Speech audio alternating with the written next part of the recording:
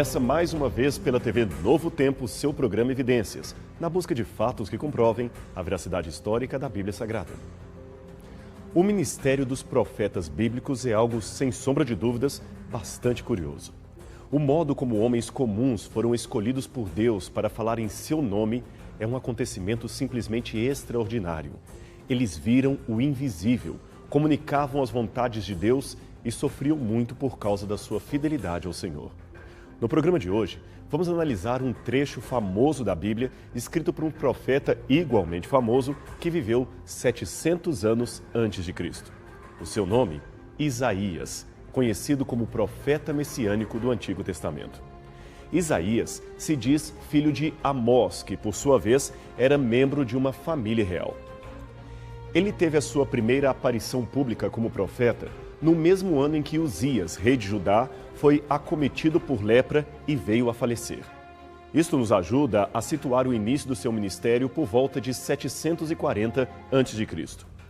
De acordo com a introdução do seu próprio livro, Isaías profetizou durante os reinados de Uzias, também chamado de Azarias, Jotão, Acás e Ezequias, todos reis de Judá. Ora, considerando o ano aproximado da morte de Uzias até o reinado de Ezequias e talvez o início do governo de Manassés, alguns pensam que Isaías alcançou os dias desse rei, podemos dizer que o seu ministério se estendeu por pelo menos uns 64 anos consecutivos. Foi realmente um longo período como mensageiro do Senhor para o povo judeu. Ele pôde testemunhar o crescimento de um novo império, a Síria, e ver a queda do reino do norte de Israel. Esteve presente na sobrevivência insegura do reino de Judá e alertou ao povo e ao rei sobre a importância da santidade ao Senhor. E isto numa época em que Judá e Jerusalém estavam repletas de todo tipo de envolvimento com o paganismo e a idolatria. Mas Isaías não cansou de pregar a justiça, a caridade e a salvação de Deus, mesmo vivendo num tempo em que os valores morais do povo estavam muito abaixo do aceitável. Não é à toa que o seu nome tem um significado todo especial condizente com a sua mensagem. Isaías vem do hebraico Yeshá Yahu, que quer dizer o Senhor é nossa salvação. Mas nem todos viram em sua mensagem um conteúdo de salvação. Por isso Isaías angariou muitos inimigos ao longo de sua carreira.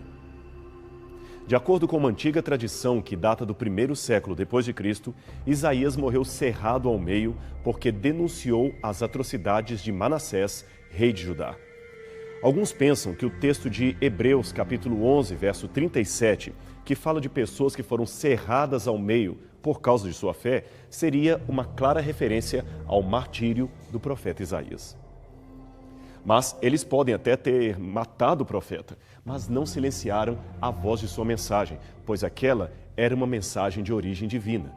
Seus escritos estão até hoje publicados em Bíblias do mundo inteiro, confirmando o que o próprio Isaías disse. Seca-se a erva, caem-se as flores, soprando nelas o hálito do Senhor. Na verdade, o povo é como a erva, seca-se a erva e cai a sua flor, mas a palavra do nosso Deus permanece eternamente. Isaías capítulo 40, versos 7 e 8. Deixe-me contar para você a breve história de um importante achado arqueológico que já mencionamos algumas vezes em nosso programa e tem relação direta com a preservação do livro de Isaías. Em 1947, um garotinho beduíno andava por essas bandas em Hirbet Qumran, nas proximidades do Mar Morto. Então ele encontrou acidentalmente vasos como estes, repletos de manuscritos antigos. Eram manuscritos judaicos, inclusive com cópias bíblicas que datavam de até 270 anos antes de Cristo. Membros de uma antiga seita do judaísmo os esconderam ali e eles ficaram assim intocados por mais de 2.000 anos. A publicação destes textos ajudou tremendamente a confirmar a permanência do texto bíblico ao longo dos séculos e também a conhecer o judaísmo que existia nos começos do cristianismo. Agora, quer saber qual foi o livro da Bíblia mais bem preservado que encontraram em Qumran? Exatamente o livro de Isaías, que aqui é examinado por um perito em línguas antigas. uma cópia desse manuscrito ganhou destaque na exposição permanente que existe no Santuário do Livro, dentro do Museu de Israel. Aqui você tem uma cópia do rolo de Isaías encontrado nas cavernas. Veja como está bem preservado. Imagens em alta resolução deste manuscrito estão hoje disponíveis na internet. Realmente, a erva seca, a flor murcha, mas a palavra do Senhor permanece eternamente. Foi Isaías que escreveu isso. Isaías é um livro tão importante que alguns teólogos chegam a sugerir que ele é um microcosmo de toda a Bíblia. É apenas uma curiosidade, mas veja por que falam isto. A Bíblia tem 66 livros, Isaías tem 66 capítulos.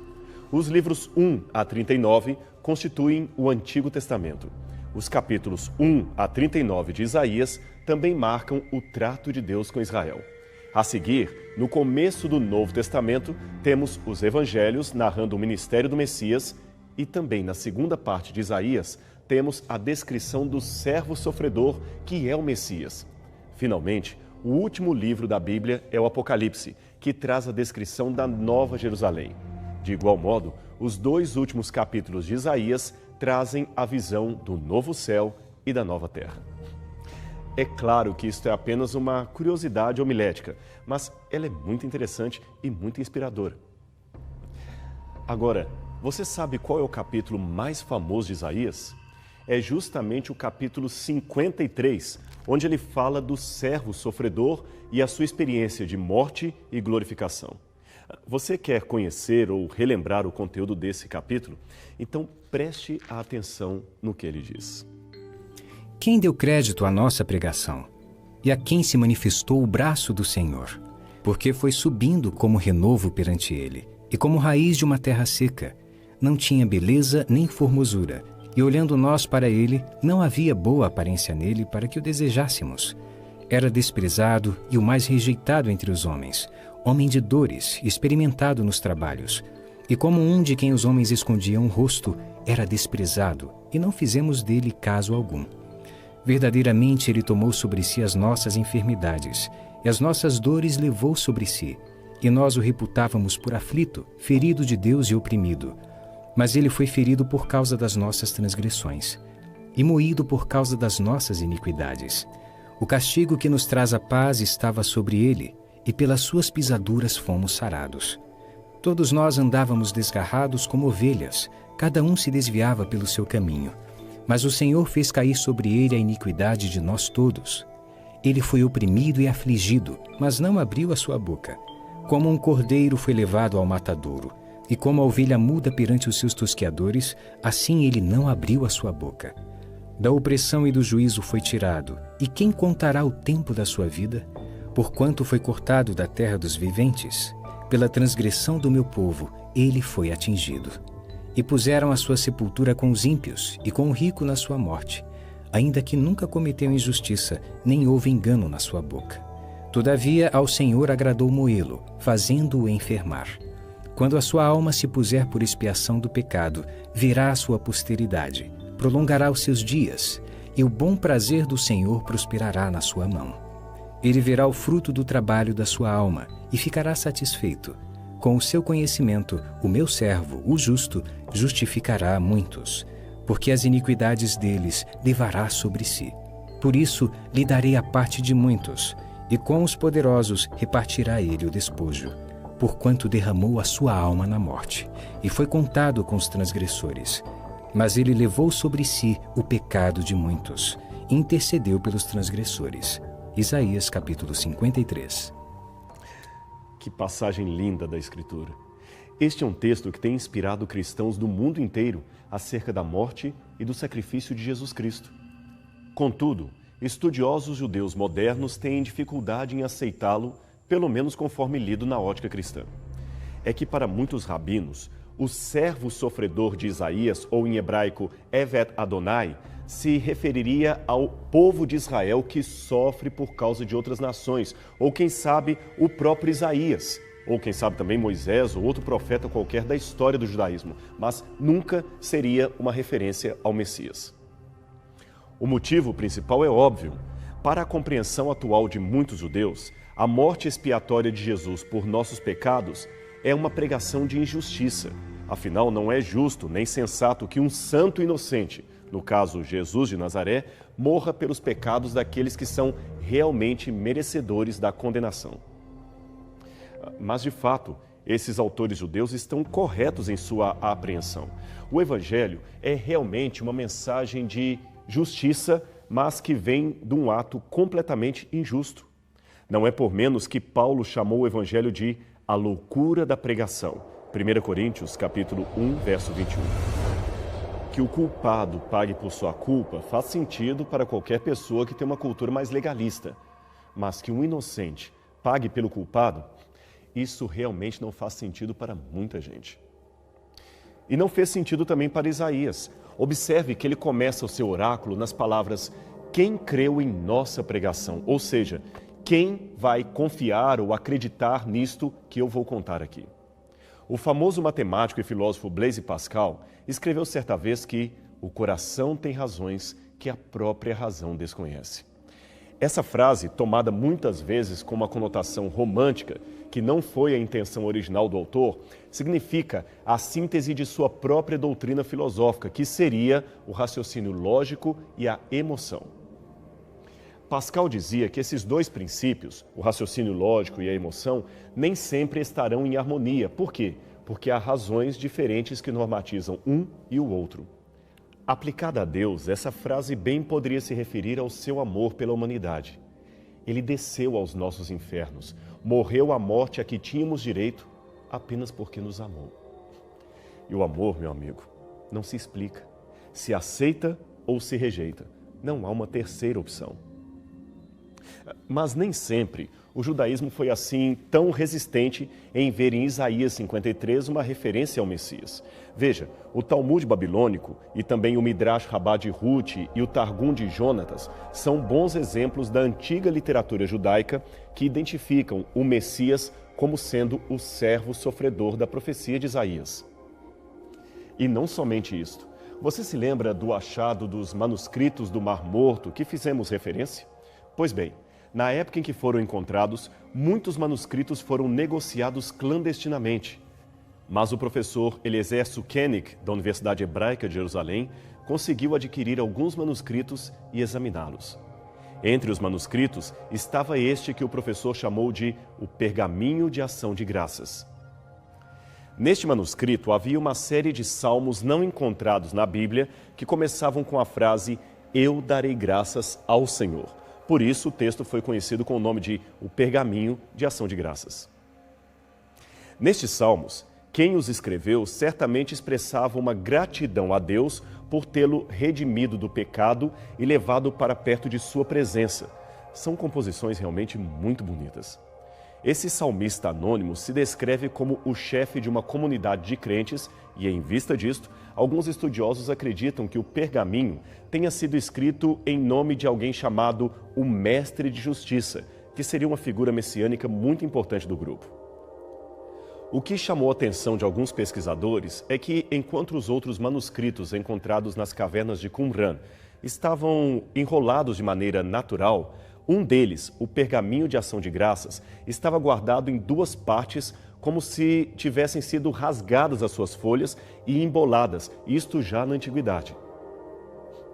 Bem, isto, é claro, é altamente hipotético.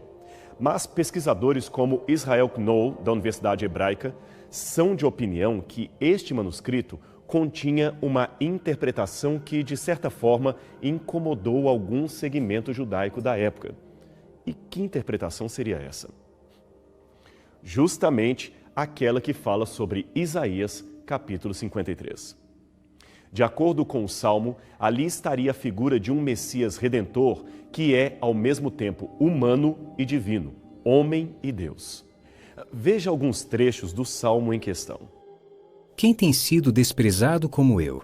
E quem tem sido rejeitado pelos homens como eu? E quem se compara a mim em tolerar, suportar o mal? Quem é como eu dentre os anjos? Eu sou o amado do Rei, a companhia dos santos. Ora, raciocine comigo. é impossível não ver aqui um paralelo com o texto de Isaías que fala do servo como sendo o mais rejeitado dentre os homens. Mas o texto não para por aí. Numa segunda versão deste mesmo hino, é dito que o autor teve a experiência de assentar-se num trono no céu e ser contado entre os anjos. Além disto, ele tem um desejo que não vem da carne e, finalmente, ele é o mais desprezado e o mais glorificado. Veja o texto. Quem foi considerado desprezível como eu, e, no entanto, quem é igual a mim em minha glória? E num outro hino da mesma coleção, encontramos ainda esta versão mais completa. Alegrem-se vocês, justos dentre os anjos. Na santa morada, entoai-lhe hinos. Anunciai o som de um alarido, em eterno júbilo, para estabelecer a trombeta do seu Messias, para tornar conhecida sua força em poder. As partes que você viu entre colchetes são pedaços que estão faltando no manuscrito original ou cuja leitura foi feita a partir de outra cópia mais legível do manuscrito. É assim que os textos de Qumran são citados normalmente. Veja, o texto fala de um Messias que sofre para depois ser glorificado.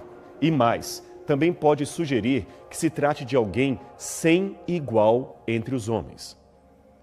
A combinação especial de status divino e sofrimento humano numa só pessoa é algo inédito na literatura judaica mais antiga. Note a comparação entre a retórica "quem é como eu dentre os anjos" e no mesmo texto hebraico traz a palavra divindades, Elim. Agora, compare isto com o que está na Bíblia em Êxodo, capítulo 15, verso 11, que diz o seguinte: Quem é igual a ti, ó Senhor, dentre os deuses? Elim. Percebeu que curioso? O mesmo termo que Moisés aplica a Deus, ao Senhor de Israel, este salmista anônimo aplica ao Messias. Isto nos faz entender que já havia naquele tempo judeus que viam o Messias como um sujeito humano e ao mesmo tempo divino, e que viria para sofrer em prol dos pecadores. O texto de Isaías realmente nos leva muito a refletir sobre este amor de Deus por nós e o seu papel na história deste mundo. Somos criaturas amadas por Deus. É isto que nos diz o texto. Apesar de todos os nossos medos, defeitos e imperfeições, Deus nos ama. A mão do Senhor se estendeu a nós para nos tirar do abismo. E, finalmente, nós e nossos queridos podemos ser salvos. E quem nesse mundo, meu amigo, não sente a necessidade de um Salvador? Eu sei que alguns podem até negar o sentimento, mas o buraco existencial é um fato. E mesmo que não aceitem a existência de um Deus de amor, no fundo, todos desejariam que ele existisse. Também estaria aí uma oração honesta, isto mesmo, uma oração que até um ateu poderia fazer. Senhor, que o Senhor realmente exista e possa me amar. Amém. Mas eu sei que alguns continuarão negando este sentimento ou esta necessidade de ser salvo. Este é o roteirista de cinema William Nicholson, premiadíssimo no mundo inteiro.